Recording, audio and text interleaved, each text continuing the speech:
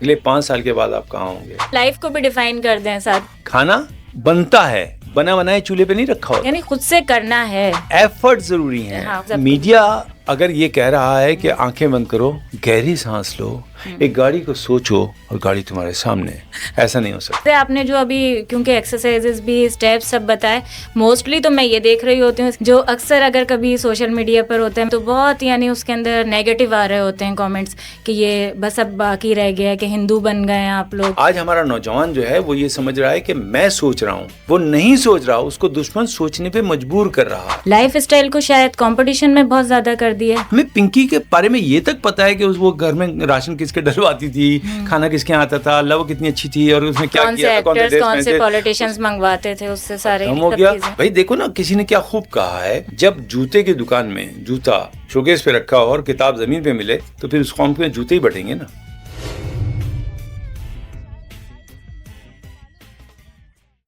अस्सलामुअलैकुम, मैं हूँ नाजिया अली। आप सब देख रहे हैं नाजिया अली अनकट पॉडकास्ट। आप सब पसंद भी करते हैं, ना सिर्फ पसंद करते हैं बल्कि फरमाइशें भी करते हैं और मेरी पूरी कोशिश होती है ना सिर्फ वो तमाम चीज़ें आप सब लोगों के सामने लाई जाएं जो आप जानना चाहते हैं, बल्कि जो आप फरमाइश करते हैं मेहमानों की, उन चेहरों की जिन्हें आप देखना चाहते हैं नाजिया अली अनकट पॉडकास्ट में, उनको भी आपके सामने लाया जाए।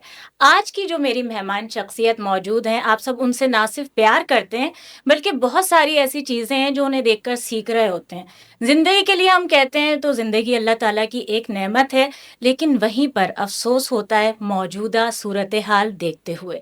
पाकिस्तान में हम जब नज़र डालते हैं नौजवान नस्ल की जानिब तो देख रहे होते हैं कि किस तरह से मायूसी का रुझान बढ़ता जा रहा है, सुसाइड के केसेस भी बहुत हो रहे हैं। और जब हम आज के मेहमान की बात करते हैं तो वो इस तरह से मोटिवेट करते हैं, ज़िंदगी की तरफ लेकर आते हैं और मायूसी को ख़त्म करते हैं। बेशुमार ऐसी चीज़ें हैं कि जहां हम सेहत की जब बात कर रहे होते हैं, वर्कआउट बड़ा एक अहम हिस्सा होता है और उसी में होता है योगा। और योगा से ही मैं अपने मेहमान का तारुफ भी करवाऊंगी। आप वैसे उनको जानते योगी वजाहत के नाम से हैं और मोहम्मद वजाहत अली खान आफरीदी उनका नाम है, लेकिन चलें ठीक है, ये नाम हो गया कि योगी वजाहत मीडिया का हो गया, मैंने आपको बता दिया उनका मुकम्मल नाम, लेकिन इसके अलावा निकनेम भी बचता है ना, तो वो भी उनसे ही जानेंगे। चलें स्टार्ट करते हैं नाजिया अली अनकट पॉडकास्ट। अस्सलामुअलैकुम, वेलकम करूंगी आपको।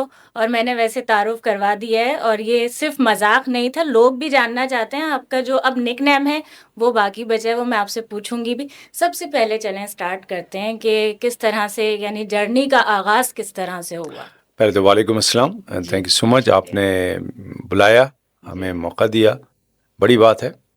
कामयाबी कहाँ से शुरू हुई सफ़र ये तो अब याद भी नहीं रहा, क्योंकि मंजिल पे पहुंचने के बाद जिस तरह दुख दर्द, रास्ते के कांटे याद नहीं रहते, कभी कभी ये भी याद नहीं रहता। हाँ, ये याद है कि वालिद का जब इंतकाल हुआ, मैं तकरीबन 1.5 साल का था, तो मेरे जहन में एक ख्वाहिश थी हमेशा से कि मैं अपनी माँ को साबित करके दिखाऊं कि उन्होंने जो मेहनत की है वो सही है, कामयाब हो गया।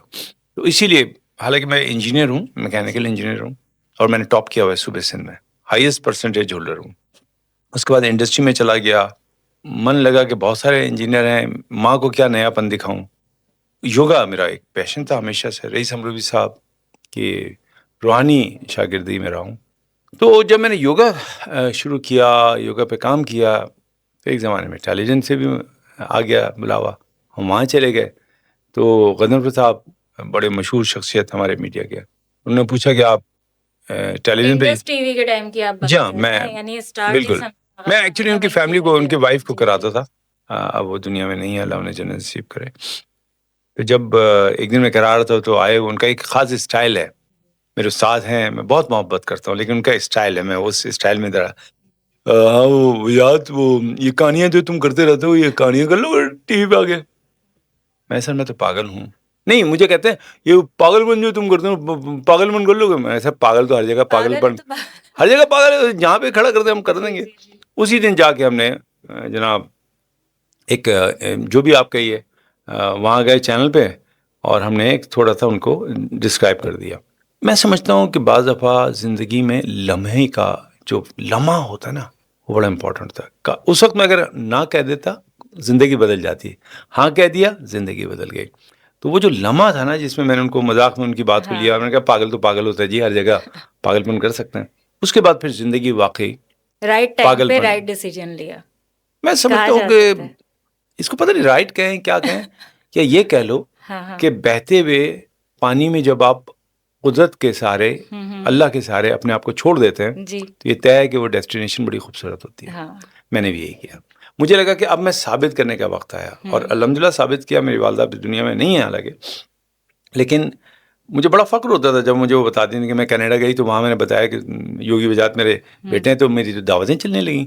वो एक अजीब सा होता था, किसी महफिल में जाओ तो एक हमारे चेयर के गिर्द, हमारे टेबल के गिर्द लोग आके बैठ जाते थे। तो मेरी माँ को जो खुशी होती थी कि मेरे बेटे को पहचाना जा रहा है, और वो बड़ी खुश होती थी। मैं VIPs को मैंने ट्रेन किया, मैं बताता था।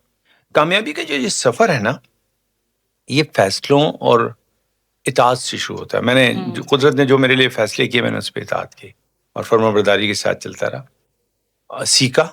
मेरे उस्ताद मोहतरम जनाब डॉक्टर प्रोफेसर मुइज़ हुसैन साहब, one of the best mind science trainer, yoga के एक अथॉरिटी। मुझे ये शर्फ है कि मैं उनका एक इतना सा शागिर्द हूँ, नालायक किस्म का। लेकिन जैसे, बल्कि ये कहना मुनासिब होगा यहाँ आपके ब्रॉडकास्ट से, उसको मुस्तनद कर देता हूँ जी जी। दस्तावेजी तौर पे। देखिए, जिस तरह मैं अपनी माँ का मखरूज हूँ ना, मैं ज़िंदगी भर और बल्कि क़यामत तक अपने उस्ताद के भी मखरूज रहना चाहता हूँ। और उस्तादों का एहतराम भी उसी तरह होना वो चाहिए। अपनी जगह है, जी। लेकिन मैं तो मखरूज होने की बात कर रहा हाँ हूँ, कर्ज की बात कर रहा हूँ। मैंने उनको कुछ पैसे नहीं दिए वापस, उनसे लिए थे, आज तक नहीं दिए। मुझे पता है कि जब फैसले होंगे रोज़ क़यामत, तो ये जो उधार वाले मामलात है ना, ये अल्लाह अपने सुपुर्द लेगा। या है मेरे बंदे, तूने फलां बंदे के पैसे देने थे, नहीं दिए। मैं चाहता हूँ कि जब ये बातें हो ना, तो मेरे नाम के साथ मेरे उस्ताद का नाम है। बड़ी गहरी बात आपने कर दी, क्या है गहरी। वजाहत, तूने प्रोफेसर मुइज़ हुसैन के पैसे जी। नहीं दिए। बस ये लम्हा सुनना है कि रब मेरा भी नाम ले, मेरे उस्ताद का। यानी आपने कनेक्शन वो रखा हुआ है वहाँ के लिए पागलपन संभाल है, के, कि दीवानगी। हाँ बिल्कुल। तो वो जो यानी आपका जो सवाल है, कहा उसका गया, जवाब यही है। बिल्कुल। लेकिन वही मैंने शुरू में आगाज़ में भी एक, क्योंकि मजाक भी किया है, लेकिन लोग भी जानना चाहेंगे। हमने मीडिया का नाम भी सुन लिया, असली नाम भी हमें मालूम है। घर में बेगम क्या कहती हैं, या किसी ने होते हैं बड़े के कोई एक निकनेम होता है, वो इस तरह है फ्रेंड्स में भी? देखिए, बेगम तो बहुत कुछ कहती हैं, और ज़रा उनके कहने पे कौन अमल करता है। तो लेकिन मेरा जो निक नेम है वो बड़ा यूनिक है। मैं पख्तून हूँ, और मेरा आफरीदी हम लोग हैं। तो आफरीदी बच्चे जो होते हैं, पठान बच्चे, बड़े गोरे, बड़े प्यारे, लाल लाल से होते हैं। तो बचपन में गुल की तरह थे, फूल की तरह। बाद में किसी ने लू लगा दी तो गुल्लू हो गए। अच्छा, लू यहाँ तो कराची में लग गई? कराची में लगी होगी मेरे ख्याल से। तो गुल के हवाले से गुल्लू मेरा निकनेम है। बहुत कम लोगों को पता है, मैं चंद ही लोग मुझे इस नाम से जानते हैं। बल्कि अब मैं तो बाज़ दफ़ा हंसी आती थी, अम्मी का भी फ़ोन आता है तो मैं कहता हूँ जी योगी वजाहत बात कर रहा हूँ। वो इतना रिपीट हो जाता है ना, तो फिर मुझे वहाँ से डांटें पड़ती नहीं तो थी। सबसे ज्यादा क्या याद रहता है? अभी तो योगी वजाहत ही रहता होगा ना, या जहन में? अब कभी कोई कभी अगर तो पूरा कहीं पे कोई नाम ले दे या कोई निकनेम से पुकारे, तो होता है कि हाँ मेरा ही नाम है। नजीबन कभी कभी लगता है किसी अजनबी का नाम पुकारा है।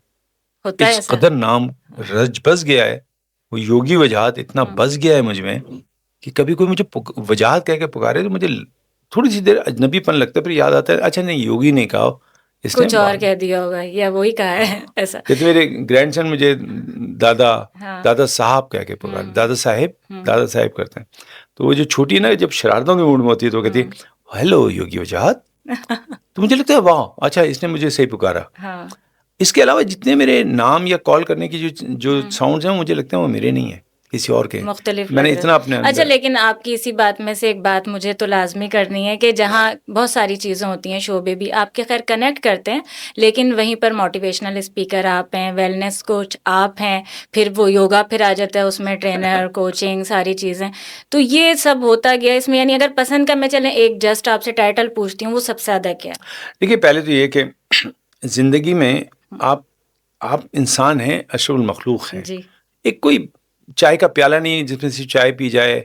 आप कोई सराई नहीं है कि जिसमें से सुराही में पानी रखा जाए। मुख्तलिफ हम अल्लाह अशरफुल मखलूक है ना। जी जी। अल्लाह ने हमारे अंदर क्वालिटियाँ बहुत है। मैंने देखा लोग एक जगह पे रुक जाते हैं। मैंने उन तमाम क्वालिटियों को सर्च करने की कोशिश की है।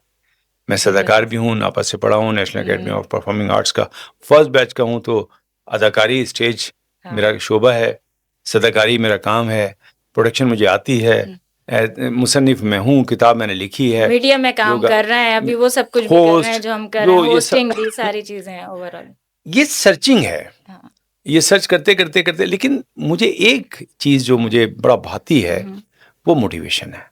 जब मैं किसी को मना लेता हूँ कि वो करे जो मैं कह रहा हूँ, तो मुझे लगता है बस अब मज़ा आ गया। चाहे वो बच्चे हों, बड़े हों, आप किसी की पैराडाइम शिफ्टिंग कर रहे हो, क्योंकि मैं NLP प्रैक्टिशनर हूँ, न्यूरो लिंग्विस्टिक प्रोग्रामिंग। इसमें आप ब्रेन की प्रोग्रामिंग करते हैं। हाँ। और जब वो मैं कर रहा होता हूँ तो मुझे सबसे ज़्यादा मज़ा आता है। किसी की ज़िंदगी को बेहतर बनाने का जो जो मज़ा है ना, लुत्फ़ है, वो किस दुनिया के किसी अच्छा, ज़ायक़े में। कोई ऐसी पर्सनैलिटी कोई याद है, यानी आपके पास इतनी बड़ी आती हैं, कुछ होते हैं जो वो हिडन भी ज़रा होता है कि सबके सामने ना लाएँ, लेकिन कोई आप नाम बता सकते हो हमारे नाज़रीन को बहुत कि हैं, आपके कुछ साथ का रहे हों? मैं नाम लेना चाहूँगा, जैसे जनरल खालिद मकबूल साहब, गवर्नर पंजाब, जी, उनके साथ एक बहुत अच्छा वक़्त गुज़ारा। इस वक़्त भी मुस्तनद जो सबसे बड़ी मुस्तनद एक सरकारी है, जी, जी। उस पे जो है उनसे भी ताल्लुक़ रहा और भी रहा। लेकिन जैसे आप मीडिया की तरफ आएँ तो हुँ, चंद ही नाम होंगे जो शायद योगा के हवाले से मुझसे ना मिले हों। हाँ। तकरीबन सबको जानता हूँ। सब अच्छा, में मोटिवेशन में ही एक और ये बात बनती है कि जहाँ अभी हम नामों का भी ज़िक्र कर रहे थे, बहुत सारी चीज़ें हैं जो कुछ तो मिथ के तौर पर होती हैं, लेकिन कुछ अप्लाई होती हैं। जैसे नाम रखे जाते हैं, बहुत से लोग बोलते हैं इसको सूट नहीं कर रहा। अच्छा, ये इसको देख कर रखा जाएगा। कितना अमल दखल आप समझते हैं, जैसे अगर किसी की शख्सियत पर रखा गया है ख़ास तौर पर? देखिए नाज़िर बहन, बात ये है कि हर एक चीज़ का एरिया होता है। जैक ऑफ ऑल तो कोई नहीं होता। तो मुझसे आप योगा और इसके करीब तो रह सकती हैं, लेकिन जब नाम या हाँ, नंबरिंग हाँ। या आदाद शुमार की, इल्म आदाद की बात हो, हाँ, तो मैं उसमें ज़रा कमज़ोर हूँ। उसकी एक वजह है, हाँ। क्योंकि आई स्ट्रांगली बिलीव कि मैं जहाँ से चला था, मेरे पास कुछ भी नहीं था। हाँ, और मेरे पास यहाँ तक कुछ नहीं था कि कोई लुटाने को भी नहीं था। किसी ने पूछा था कि आप जिस माहौल से निकल के आए, हाँ। तो आप कैसे कामयाब हुए? तो मैंने कहा मेरे पास कामयाबी के अलावा कोई चारा नहीं था ना, मैं इतना नाकाम था पहले। नाकाम आदमी का फ़ायदा बड़ा होता है, वो वो मज़ीद सब नाकाम नहीं हो कुछ, सकता। हाँ, नहीं, और फिर सब कुछ देख रहा होता है, डिसीज़न ले सकता है। मैं इसमें ये कहूँगी नहीं, आपने डिसीज़न भी तो इसको सही इस लिया। तरह देखिए कि नाकाम आदमी के पास कामयाबी के अलावा कोई चारा होता है? वो कुछ सिर्फ़ भी नहीं कामयाबी है। होगा। कामयाब आदमी के पास 2 चारे, यानी हाँ, या वो मुख्तलिफ मज़ीद होते हैं। कामयाब हो जाए हाँ, या फिर नाकाम हो जाए। बट हाँ, नाकाम आदमी के पास कुछ नहीं होता। हाँ, उसके पास एक ही काम होता है, कामयाब होना। मैं वहीं खड़ा था। हाँ। तो जब मैं ऐसी जगह देखता हूँ लोगों को, हुँ। कोई अपने रंग पे, कोई अपने क़द पे, हाँ, यानी कोई बहुत सारी ज़बान बातें पे कि होती जी हैं। मुझे इंग्लिश नहीं आती, मुझे हाँ, भी नहीं आती थी, उर्दू साइंस कॉलेज का पढ़ा हूँ। कम हक़्क़ाहू वाली ज़बान बोल लेता हूँ। हाँ, जब मैं टेलीविज़न पे गया, तो मैं बी ग्रेड और सी ग्रेड के लेवल पे था। हाँ। ए में तो वो लोग थे जो इंडस म्यूज़िक में थे, हुँ।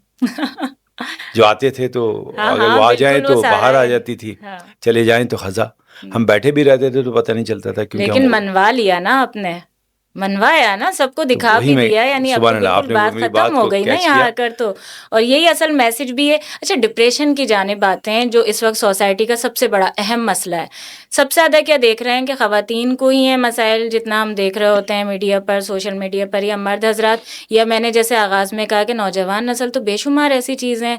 सोशल मीडिया का कितना किरदार है इसमें? देखिए, अकॉर्डिंग टू योगा भी और NLP को जब हम हुँ, हुँ, देखते हैं, हुँ। न्यूरो लिंग्विस्टिक प्रोग्रामिंग, वो बिहेवियर पे, इंसानी ह्यूमन बिहेवियर पे बात करती है। हुँ, और आपने सवाल भी उसी से मुताल्लिक हाँ, किया। जी, देखिए, जब इंसान दौड़ रहा होता है, हाँ, किसी दौड़ में होता है, तो वो थकता है, कोशिश करता है आगे निकलने की। हुँ, वो जो कोशिश, एफर्ट्स करता है, उसको स्ट्रेस कहते हैं। हाँ, उसको गर्दन आगे निकालनी है, हाथों को तेज चलाना है, पैर को अपने, वो स्ट्रेस में होता है। हुँ। उसको कहते हैं स्ट्रेस। स्ट्रेस हमेशा किसी काम को करते हुए जो कैफियत आप पे वारिद होती है, उसको स्ट्रेस कह लीजिए। वही तनाव है ना बेसिकली सारा स्ट्रेस, सिस्टम। हाँ, बिल्कुल।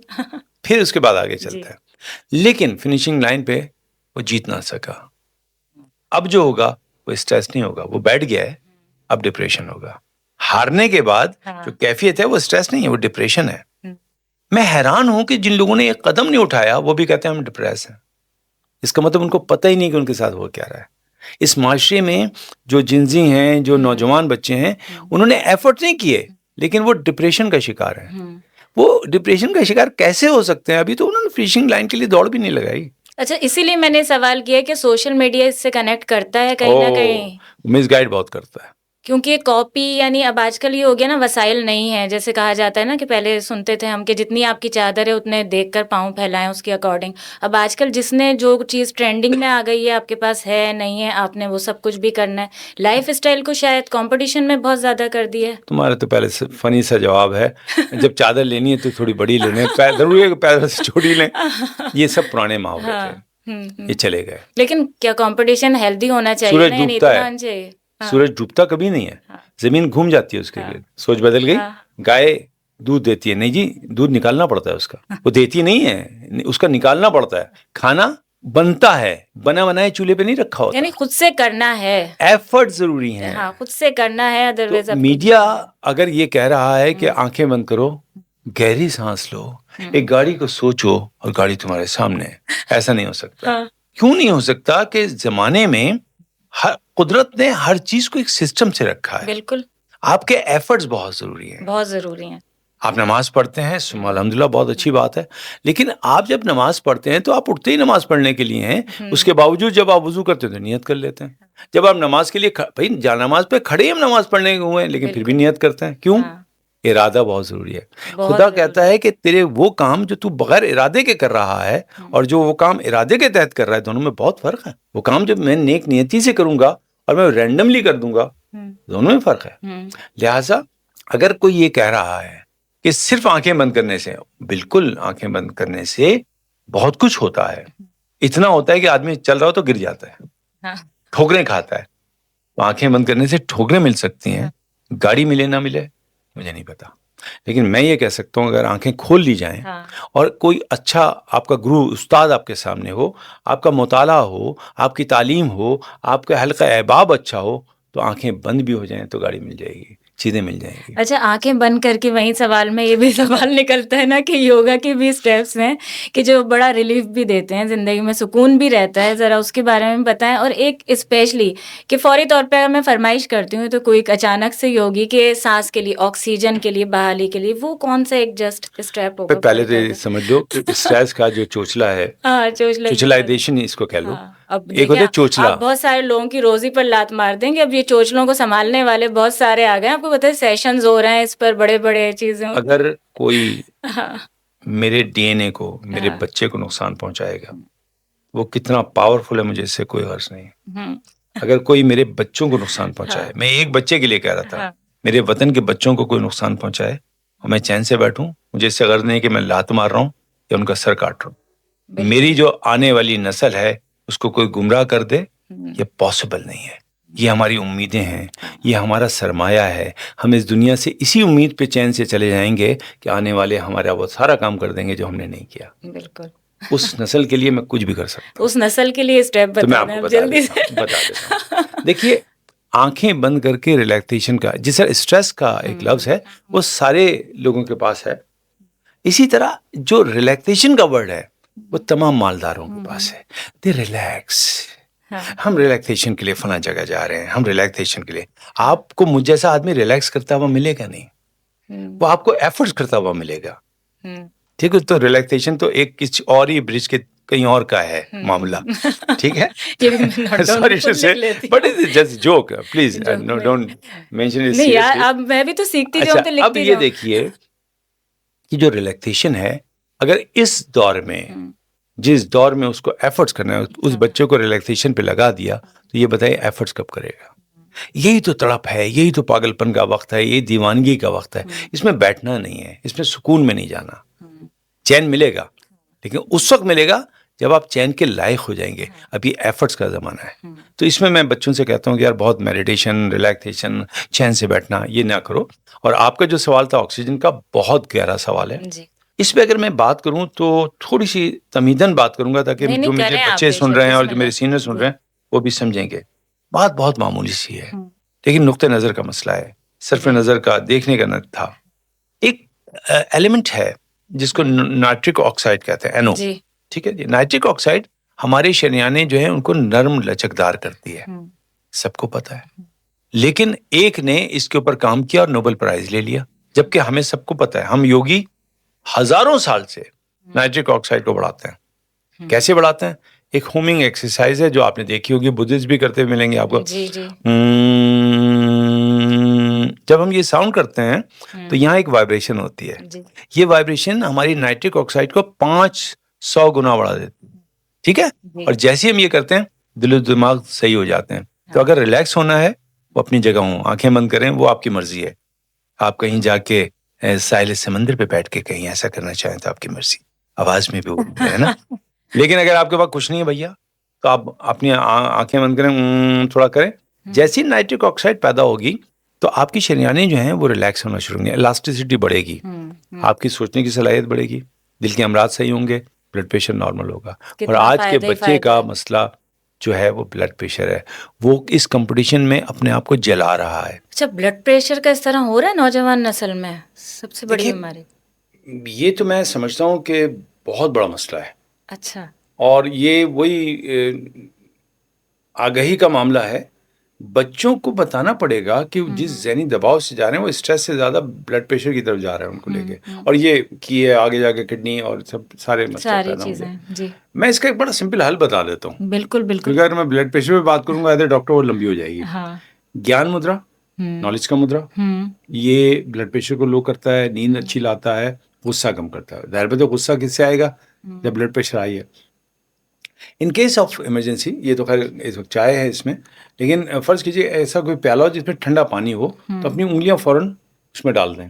देखिए, जैसे हम ट्रैवलिंग कर रहे होते हैं जहाज़ पे, तो उस वक्त भी लोग हमसे पूछते हैं कि कोई डॉक्टर हैं तो बता दें। अब उस वक्त दवा तो है नहीं, तो फौरी तौर पे फिर हम यही कहते हैं कि भाई राइट नॉस्ट्रल बंद कर लें, लेफ्ट नॉस्ट्रल से सांस लेने पे कहें कि इनहेल करें, ब्लड प्रेशर नॉर्मल रहता है। और ये जो गर्म मसाले और जो हम फूड खा रहे हैं, ये बहुत बड़ी वजह है।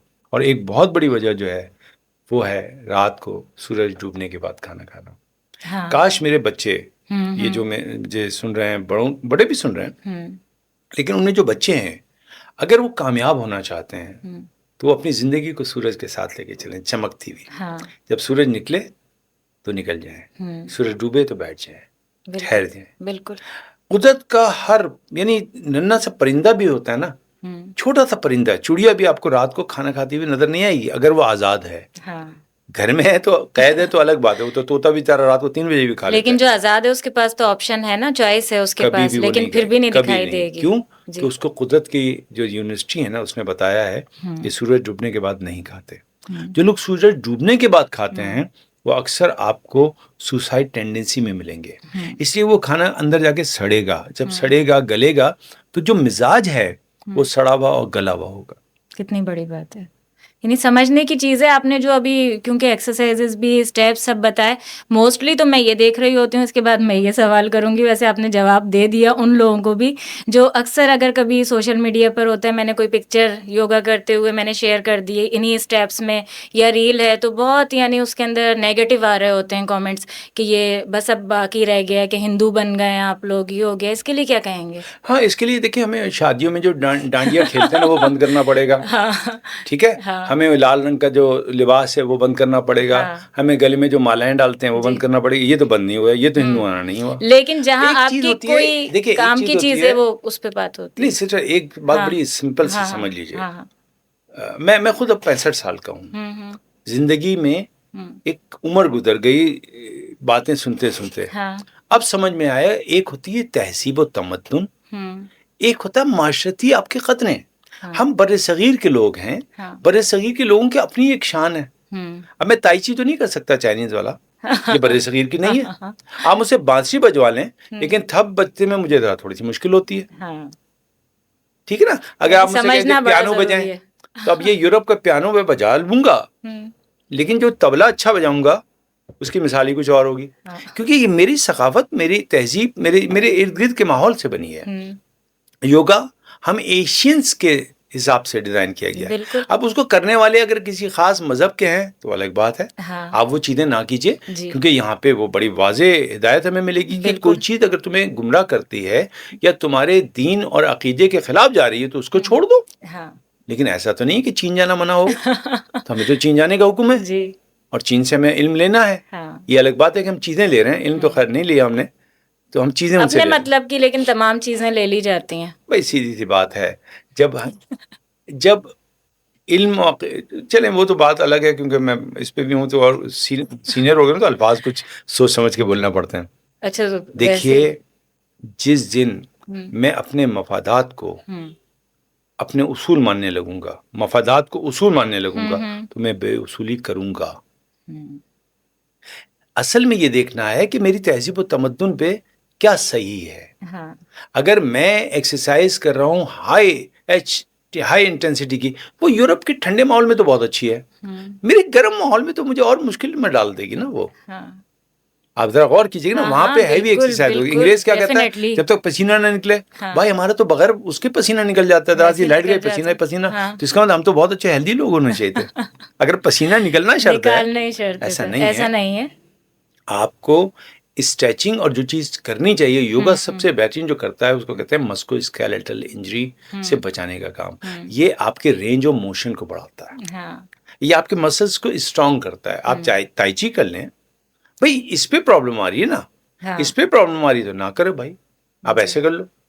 और ये भी करने की क्या जरूरत है, आप हाँ, जो करना है कर लो। बहुत सारे स्टेप्स हैं उसके तो वैसे भी, लेकिन सीखने की ज़रूरत है। इन शॉर्ट, और इसमें भी फिर मैं दोबारा इंटरप्ट करके, क्योंकि मैं चाहती हूँ कि बातें उस तरह की हों कि जहाँ बहुत से लोग कह रहे होते हैं लेकिन अवेयरनेस की तो कमी है। सोसाइटी में, हमारे मुआशरे में इस वक्त हम सबसे ज़्यादा अलमिया ये देख रहे हैं कि डॉक्टर के पास नहीं जाया जाएगा, आमिल बाबा के पास जाया जाएगा। उसके लिए क्या कहेंगे? इस तरह के कोई केसेस कि जहाँ जहनी तौर पर भी अमराज हैं और मोटिवेशन की ज़रूरत है, इस तरह के लोग आते हैं डिसहार्ट होकर कि सीख तो लिया उन्होंने, सब कुछ देख भी लिया, अब उसके बाद आए कि भाई हमें तो वाकई में दुनिया से या ज़िंदगी से हम किस तरह डिसहार्ट हो गए थे, अब कुछ बता दें।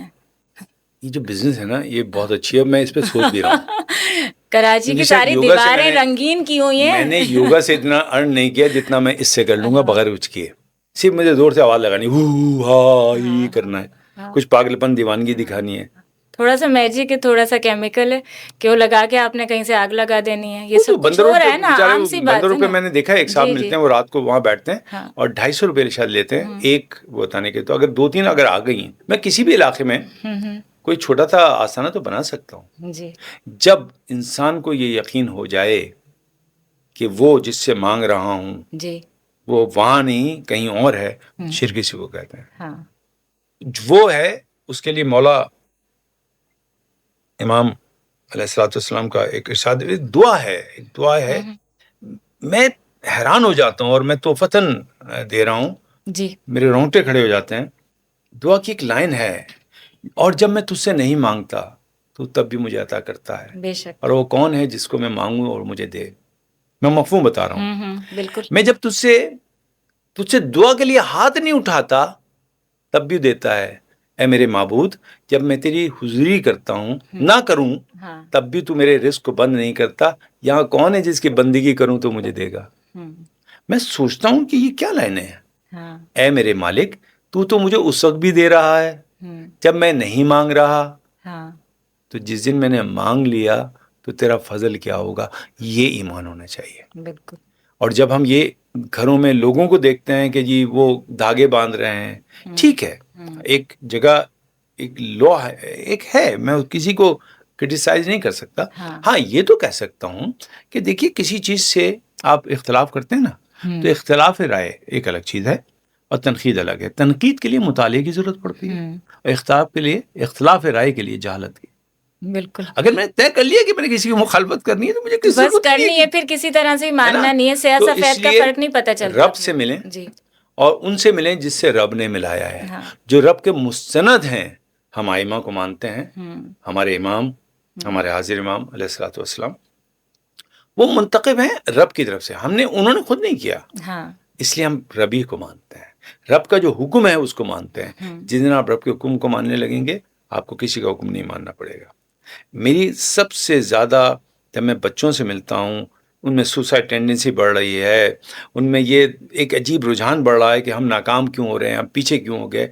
ये सब दौर में होता था, हम में भी होता था। हाँ, लेकिन इसी में मंशियात का भी एक बड़ा अहम ओ सवाल ओ है कि जिस ओ पर आप ओ काम भी कर रहे हैं, और ये सब जो भी हम अभी डिस्कस भी कर रहे हैं, तो ऐसा लगता है कि कुछ स्टेटमेंट या कुछ बातें तो लोग ऐसा लगता है कि है नॉर्मल है, लेकिन वो कोई और नशा किया हुआ है, उन्होंने शायद ज़िंदगी का कोई नशा बहुत ज़्यादा हो गया है।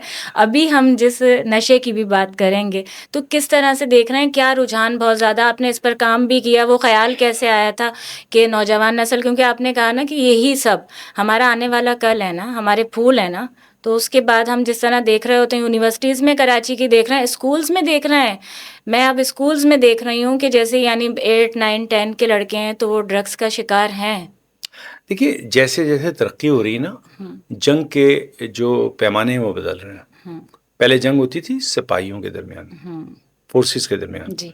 अब तो बटन से काम हो जाता है, तो वो फोर्सेस बच गई। अब फोर्सेस को कहाँ लगाना होगा? फोर्सेस को दुश्मन ने लगाया कि अगर हमें किसी भी दुश्मन को, जो किसी को भी, हाँ, आर्ट ऑफ किसी वार के एक भी। किताब है हाँ, बहुत हाँ, अच्छी, बिल्कुल, उसको बिल्कुल। पढ़ लेना चाहिए। Art ji. ऑफ वार में ये सारी टेक्निक्स लिखी हुई हैं, या चाणक्य की जो किताब है अर्थशास्त्र, वो पढ़ लें, हाँ। सब समझ में आ जाएगा कि क्या हो रहा है हमारे साथ। जब भी आपके पास आपका जहन बच जाए तो उसको दुश्मन के खिलाफ वहां लगाया जाता है जहां सबसे कारी ज़र्ब लगे, वह है नौजवान। आज हमारा नौजवान जो है वो ये समझ रहा है कि मैं सोच रहा हूँ, वो नहीं सोच रहा, उसको दुश्मन सोचने पे मजबूर कर रहा है।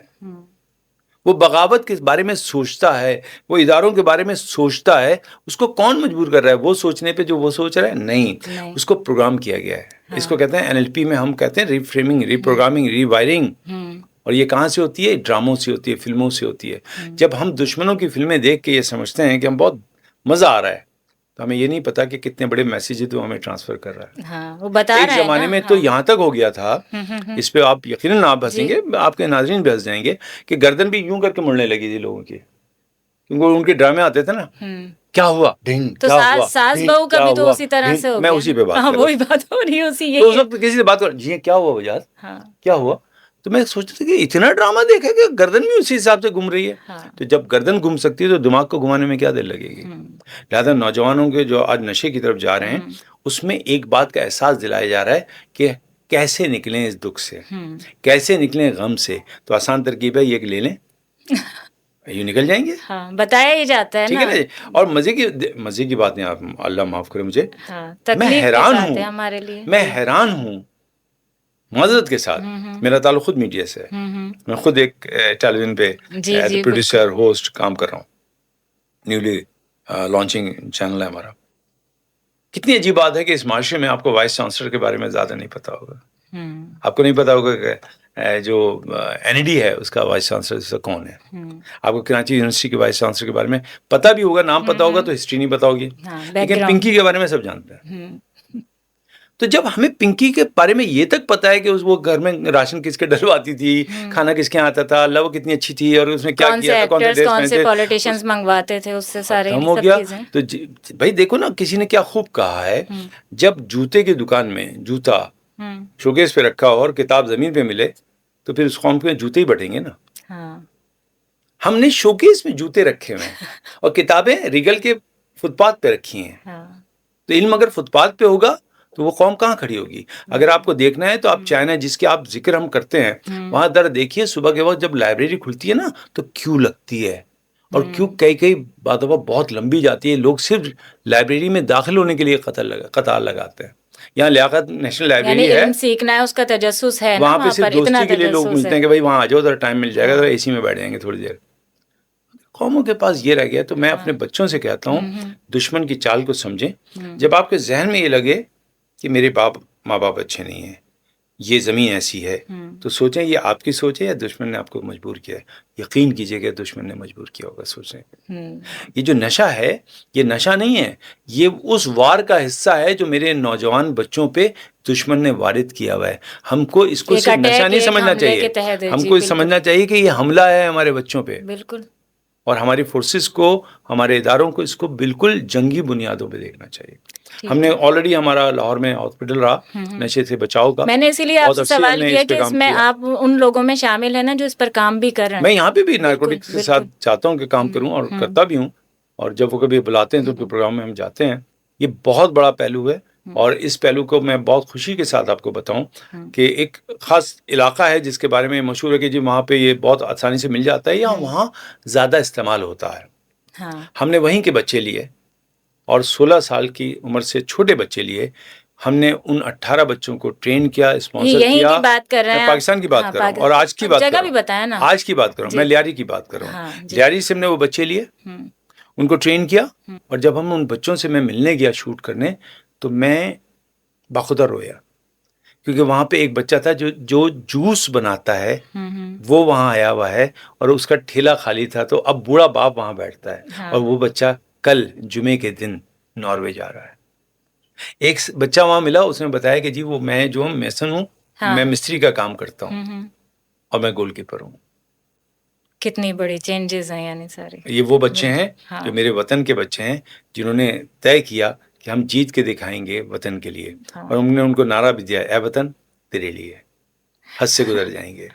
बहुत जबरदस्त। तो अच्छा, इसी में मैं समझता हूँ मैं कि आपके हाँ। तवज्जुह से ये बात कह देता हूँ, मैं माजरत चाहता हूँ, लेकिन दिल से आपने बात की थी तो मैं दिल से ही जवाब दूंगा हाँ, कि हमारे इदारों को आगे आना चाहिए, बिल्कुल। हमें उन बच्चों को स्पॉन्सर करना चाहिए, उनकी तालीम के लिए हमें मामलात करना चाहिए, स्पोर्ट्स और डिसिप्लिन की कोई चीज़ उनको देनी चाहिए। अच्छा, इसी सवाल में, क्योंकि मैं सवाल करना चाह रही थी, आपने वही तमहीद भी बांधी, लेकिन बात वही हुई। नौजवान नस्ल की इस वक्त बात हो रही है, आपके पास बेशुमार लोग आते हैं, लेकिन वहीं सुसाइड्स जिस तरह से रुझान बहुत ज़्यादा बढ़ चुका है और फिर नाउम्मीदी है उसमें। कोई ऐसा कोई लेसन यानी इस वक्त हमारे साथ शेयर करेंगे, कोई यादगार हो कि हाँ भाई इसके साथ कि ये इस स्टेज पर था और मैं उसको दोबारा से लाइफ में लेकर आया। मैं जब डिफेंस में अपने प्रोग्राम करता था तो एक दिन मेरी एक स्टूडेंट जो बिल्कुल हिजाब में होती थी, मैंने जी। उनको कभी नहीं देखा था, एक बच्ची, वो पता नहीं कहाँ से ढूंढती ढांढती मेरे ऑफिस पहुंची। उसने बताया जी कि मैं सुसाइड करना चाहती हूँ। मैंने कहा बेबी जब करना चाहती थी तो यहाँ आने की जरूरत क्या थी? आखिरी वक्त में मुझे क्यों मिला रहे हो? कि वो लोग कहेंगे आखिरी कौन था जिससे आप मिले कि थे, किसको कॉल और की थी, सिम बाद में पता लोकेशन चला। सिम से पकड़ा जाऊँ। के तो मैंने क्यों मिलना चाहती हैं? हाँ। वो जी ये है, यूं हो गया, ये हो गया, और जो होता है कि उसने उससे प्यार कर लिया तो मुझसे नहीं किया। तो मैंने कहा बीबी तू पूरी ढकी हुई है, तू ये बता कि तेरा रुझान किसी और तरफ होना था, ये कहाँ लग गया? हाँ। तो उसने कहा नहीं जी मेरी कज़न जो है उसकी जिससे शादी हो रही है, मैं चाहती थी उससे शादी हो। तो मैंने उनसे सवाल किया, ये बताओ तुम्हारी कज़न ने क्या किया? उसने जी उसने कॉलेज में पढ़ा हुआ है। तो आप कहाँ तक पढ़ी? जी मैंने तो मैट्रिक पढ़ के छोड़ दिया था। अच्छा, वो क्या करती है? और उसने फिर वो कुकिंग का भी वो कोर्स कर लिया है, वो इतनी एक्टिव है। तो मैंने कहा आपने क्या किया? जी मैं तो घर में रहती हूँ। तो मैंने कहा अगर उस कज़न ने उसको पसंद कर लिया तो फिर गलत क्या किया? तुम भी तो अपने अंदर कुछ सलाहियतें पैदा करो, हैं? कि सिर्फ वो ये क्या थोड़ी कोई कि और भी तीन ना औरतें छोड़े, तीन कोई तो कहानियां आए ना, कोई रास्ता तो खुला तीन औरतें रखे। तीन कहानियां पढ़ के रोती रहो और सोचती रहो कि मेरी शादी क्यों नहीं है। शादी एक अलग चीज़ है। जब इंसान कामयाब होता है ना तो फिर बहुत से लोग चले आते हैं। कामयाबी शर्त है, पहले कामयाब तो हो जाओ। नाकामी की कोई माँ या बाप नहीं होता ना, वो तो यतीम और मिस्किन। कामयाबी के सारे रिश्तेदार होते हैं। कामयाबी के सब रिश्तेदार होते तो हैं, दूर से भी मैं ये निकल समझता आते हूँ कि हैं। उस बच्ची को साथ जब काउंसलिंग मैंने की और उसके बाद जब उसने योगा ट्रेनर कोर्स किया, उसके बाद ट्रेनिंग करने के बाद एक दफ़ा उसने मुझे एक तस्वीर भेजी, एक गाड़ी की, पुरानी सी गाड़ी की। बाबा ये वो गाड़ी है जो अपने पैसों से मैंने ली है। तो मुझे फिर वो लड़की याद आई जिसने सुसाइड की कोशिश की थी। मुझे लगा कि मैं तन्हा हूँ, एक नहीं कई जिंदगियां में तब्दीली आई, लेकिन वो बच्ची मुझे कभी भी मेरी नज़र से बाहर नहीं जाती। मैं हमेशा ख्याल आता है, ए वजाद जब तू ऊपर जाएगा तो एक ये वाक़या तो लेके जा सकता है ना, ए परवरदिगार तेरे एक बंदे को बचाने की कोशिश की थी, बचाया भी है, कुछ माफ़ कर। नहीं, एक नहीं, आपने पता नहीं कितने, आपको अंदाज़ा नहीं होता होगा, या बेशुमार तो हैं आपके सामने आते भी होंगे, लेकिन ये उन सब में से एक बहुत ज़्यादा ऐसा होगा जो याद रह गया। अच्छा, वहीं अतराफ़ में अब जैसे साथ में ही होते हैं तो एक होता है ना कि भाई फ्री का मिल गया है ना भाई दोस्त, जिससे हम भाई कभी भी कोई भी चीज़, कोई टेंशन होगी पूछ लेंगे। एक चीज़ ये भी बताएं सबसे ज़्यादा कि जो लोग शेयर कर रहे होते हैं, कहा जाता है ना अपना राज नहीं दो, लेकिन कुछ बोलते हैं जो बहुत ज़्यादा सह रहे होते हैं कि भाई आपने कहीं तो शेयर करना ही है ना, दिल का बोझ हल्का हो जाएगा। उससे कितना असर पड़ता है, और दोस्त अहबाब कितना यानी कॉन्फिडेंस रख करके आते हैं, आप किससे दिल की बातें शेयर करते हैं? ओह बड़ा टफ सवाल किया आपने, मुश्किल सवाल कर लिया, बहुत मुश्किल जवाब के साथ। मेरा इस वक्त प्रेजेंट टाइम में, जी जी। लम्हे मौजूद में, मेरा सबसे बेहतरीन दोस्त मेरा पोता है। अच्छा। ग्रैंडसन मोहम्मद। अच्छा। इवन हम अपने बेटे को शायद याद नहीं देता, उस नाराज होगा अगर वो सुनेगा कभी। हाँ, क्या एज है उसकी? 9 साल। 9 साल। उससे ज़्यादा मैं सच किसी से नहीं बोलता, सब कुछ बोलता हूँ उससे। उसके साथ आप खेलते भी होंगे, बहुत खेलते मुझे नहीं होंगे। पता, हाँ। बट जब से वो पैदा हुआ मुझे मरने का खौफ आने लगा। पहले मैं मरने से डरता नहीं था, लेकिन जब मोहम्मद हुआ तो मुझे लगता है मुझे छोड़ के जाना पड़ेगा। नहीं, अल्लाह आपको जिंदगी दे, लेकिन ऐसा होता है हम अपने जब रिश्तों के लिए। इंसान किसी एक को पा लेता है ना जिससे वो बोल सकता है, तो फिर खौफ आता है जाने से। अब जाने का दिल नहीं करता, कुछ देर रुकना पड़ेगा। लेकिन आपने सही कहा, आपने बहुत सही कहा, क्योंकि मैं संजीदा नहीं होना चाह रहा। तो हाँ। हम भी जब शादी में जाते हैं ना और खाना खा रहे होते हैं तो अक्सर लोग हमसे आके पूछते हैं, सर ये बताएं जैसे अगर मेरे दर्द हो रहा है माइग्रेन, तो मैं कहता हूँ खाना तो खाने दो। हाँ, इतनी ये आसानी सवाल से एक डॉक्टर तो से आप सेल्फीज सर्जरी के तो ना लिए तो करो। सब आते ही होंगे हाँ, आपके नहीं पास, वो लेकिन उसके मतलब जब साथ आता है जब प्लेट भरी हुई हो हाँ और कोई आके पूछे वजाद भाई मैं खा खा के मोटी हो गई, तो खाने की चीज बताया ना जिससे वजन कम हो। पहले ये वजन तो कम करो भाई, उसके बाद होगा। हाँ। तो इजी तो हो जाता है। और लेकिन ये भी अच्छी बात है, ये भी देखें एक फेम का एक पहलू है जिस पे हमें मान देना चाहिए, हाँ। क्योंकि बहुत से लोग कोने कुदरे में खड़े रह जाते हैं, कोई उनको देखता भी नहीं है। हाँ। कम से कम हमें पलट के पूछ लेता है कोई, हाँ। ये अच्छी बात है। शुक्र अदा करना अच्छी चाहिए बात है। इस तो पे। मैं ये कहूँगा कि बच्चों को कोई एक शख्स आपका होना चाहिए, चाहे वो आप खुद ही क्यों ना हो। लेकिन कह देना चाहिए, इस पर आप बताएं ना कि कह देना चाहिए जो भी दिल में है आपके, या वो नहीं, दिल में अब रख यहाँ के पे मैं रहना बड़ी चाहिए। गहरी बात करूंगा और ये जी। यकीनन आपको भी नोट करना हाँ चाहिए। हाँ बिल्कुल। देखिए, मैं जो कहूंगा वो मेरा तजुर्बा होगा, और ये गारंटी तो नहीं है कि मेरा तजुर्बा सही हो, ये बिल्कुल। गारंटी तो नहीं है आपका तजुर्बा सही हो, ये गारंटी तो नहीं है जो लोग नहीं, मैं मुझे अपने देख रहे दिल हैं। की बात बोल मैं रही बोल रहा हूँ। हूँ, हाँ, गारंटी तो नहीं है ना कि ये जो हम कह किसी रहे का हैं भी यही नहीं। सही है। हाँ तो बिल्कुल। फिर एक काम करते हैं, जो सही है उसकी तरफ जाएं। अगर आपको जिंदगी को समझना है तो 48 लॉ ऑफ पावर, ये किताब का नाम है। ये 48 कानून हैं जो जिंदगी गुजारने के। तो जिंदगी के साथ लाइफ ये को भी किताब डिफाइन है। कर देना, लाइफ को भी डिफाइन कर दें साथ के मैं साथ। उस तरफ आता हूँ, माशाल्लाह आप बड़ी गहरी बातें कर रही हैं। तो मैं एक लाइन दे रहा हूँ और अपने आपके तमाम नाज़रीन को भी दे रहा हूँ। देखिए, अगर आप चाहते हैं कि ये जान सकें कि अगले 5 साल के बाद आप कहाँ होंगे, जी। तो आज ही तय हो जाएगा इसका, 2 चीज़ों से। आज आप कौन सी किताबें पढ़ रहे हैं और किन लोगों के दरमियान बैठते हैं, ये तयन कर देगा कि अगले 5 साल के बाद आप कहाँ खड़े होंगे। तो मैं अपने नौजवान बच्चों बच्चियों से कहूँगा, आज अपने दोस्तों को देख लो और तय कर लो कि 5 साल के बाद तुम कहाँ होगे। अगर तुम किताबें नहीं पढ़ रहे हो, अच्छे लोगों से नहीं मिल रहे हो, तो मादत 5 साल के बाद भी यही होगा। और अगर आज तुम किताबें पढ़ रहे हो, और मैंने एक किताब का नाम लिया है 48 लॉ ऑफ पावर, ये भी किताब मुझे है। लिखना चाहिए। जी, मैंने ये कहा, सब मैं तो करती मैंने जाऊंगी। कहा आर्ट ऑफ वार, ये किताब का नाम है। पढ़ें, पढ़ें। सक्सेस करना है तो किताबें पढ़ें। अगर किसी घर में लाइब्रेरी नहीं है और वो समझते हैं कि उनके बच्चे फाजिल बनेंगे, आलिम बनेंगे, तो माजरत के साथ ख्वाब सब देख सकते हैं, देखें। हाँ, उसमें अपने घर पाबंदी में नहीं है ना, लाइब्रेरी फ्री में लगाइए, देखे अपने जाते घर में हैं। लाइब्रेरी जी जी। बनाइए, किताबें पढ़िए, और बच्चों को आप अपनी दीवारों पे फिल्मी अदाकारों के पोस्टर नहीं होने चाहिए, या मरी या इस्लामाबाद या अजीब जगहों के पोस्टर नहीं होने चाहिए। वहाँ पे ईदी साहब की तस्वीर होनी चाहिए, वहाँ पे जो है अदीब साहब की तस्वीर होनी चाहिए, वहाँ पे बारी साहब की तस्वीर होनी चाहिए, वहाँ पे अब्दुल कदीर साहब की तस्वीर होनी चाहिए। मेरे पोते की तस्वीरें सब लोगों के साथ हैं जो जो मिल सका। उस 9 साल में जितने लोग बड़े बड़े गुजरे ना, मोहम्मद की तस्वीर सबके साथ दीवार पे लगी है। जब ये बच्चा बड़ा होगा तो उसको पता होगा कि मैं बशीर साहब से, मौलाना बशीर साहब से मिला हूँ, मैं बारी साहब से मिला हूँ। ठीक है ना जी। तो मेरे मतलब ये है कि कुछ इन्वेस्ट करें अपने बच्चों पे, वक्त दें वालदेन जी। जब वो वालदेन वक्त देंगे तो बच्चों को सिमत मिलेगी। ठीक है। और जब ये सिमत मिलेगी तो सही सिमत में जाएंगे। और बाकी जो आपने कहा कि जिंदगी की बात कर रही हैं आप, तो जिंदगी को मैं बड़े मुख्तलिफ अंदाज में देखता हूँ। मैं इंग्लिश वाली लाइफ को डिस्क्राइब कर देता हूँ। इसको अगर LIFE करें तो ये है learning is fun for everyone. ये एब्रीविएशन है। जबरदस्त। जिंदगी एक सीखने का अमल है जो जॉलीपन में मस्त मलंग हो गया होगा। जिस दिन आपको सीखने में मजा नहीं आया, आप जिंदा हैं, बस दफनाने की देर है। हाँ देखें। अच्छा, कोई भी ऐसा यादगार लम्हा जिंदगी का जो शेयर करना चाहें, जो भूलते नहीं हैं, कोई सा भी। हाँ, जब मुझे जो बताया कभी गया ये था भी कि दिल चाहता हो कि भाई हाँ होना मुझे चाहिए। इंडस्ट्री ने बताया कि जी आपको जो प्रोमो बना है वो आएगा, मैं पूरे वक्त चैनल पे बैठा रहा। रात के 11 बजे उन्होंने दिया, मैं बाहर निकल के भी देखता रहा कि शायद किसी ने देखा हो, कोई आवाज दे मुझे। दूसरे दिन दूध वाला आया, मैंने उसकी भी शक्ल देखी, शायद मुझे पहचान ले। वो जो पहली दफा जिंदगी में मैंने अपने आप को टीवी पे देखा था, प्रोमो में जी, इंडस योगा के जी, वो दीवानगी मजे की थी, बहुत मजा आया था। उस दिन मुझे लगा कि मैं दोबारा पैदा हूँ। बहुत जबरदस्त। उसके साथ में ही कोई मैसेज, कोई पैगाम देंगे? देखिए, जिंदगी के तजुर्बात जो है ना वो बदलते रहते हैं, इसलिए पैगामात भी बदल जाते हैं। आज इस उम्र के हिस्से में जी, मुझसे अगर कोई कहे कि जिंदगी का एसेंस क्या है, तो अक्सर मैं ये कहता हूँ कि मैंने अपनी जिंदगी में फैसले करने में जल्दी और अमल करने में देर किए। मेरे बहुत से ऐसे अमल हैं जी। जो मुझे बहुत पहले करना चाहिए थे, हम्म।